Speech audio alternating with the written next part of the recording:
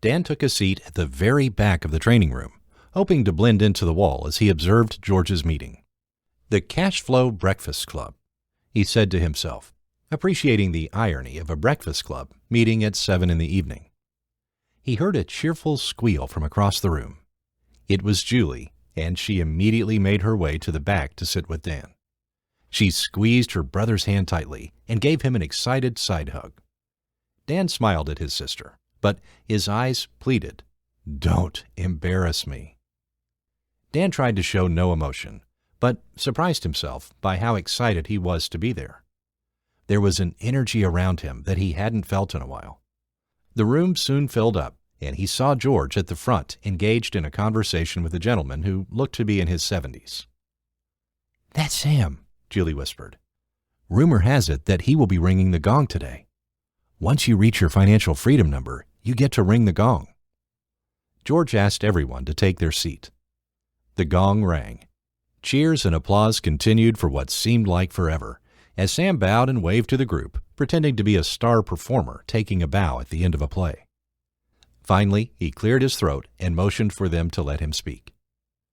"I remember joining this group a little over 5 years ago. I was 65 then, and, as you all know, I worked hard all my life, but found myself in a position where I couldn't retire." He cleared his throat again, clearly not comfortable with all the attention.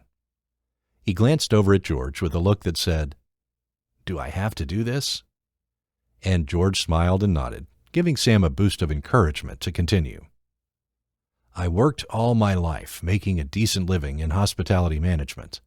I'm currently a hotel manager at the Outrigger in Waikiki, a job that I worked hard to get over many years of dedication to my company. I made a great income. Unfortunately, I never put much effort into learning about retirement, so I did what my HR director and company-referred financial planner told me to do when I was hired almost 35 years ago. Just allocate a percentage of your paycheck to your retirement every month and forget about it. You don't want to play that game where you live and die with every up and down of the stock market," the HR director told me. "That sounded good to me," Sam shared. At this point, he was staring off to the corner of the conference room, like he was watching it unfold before his eyes again, yearning to tell his younger self to wake up and pay attention.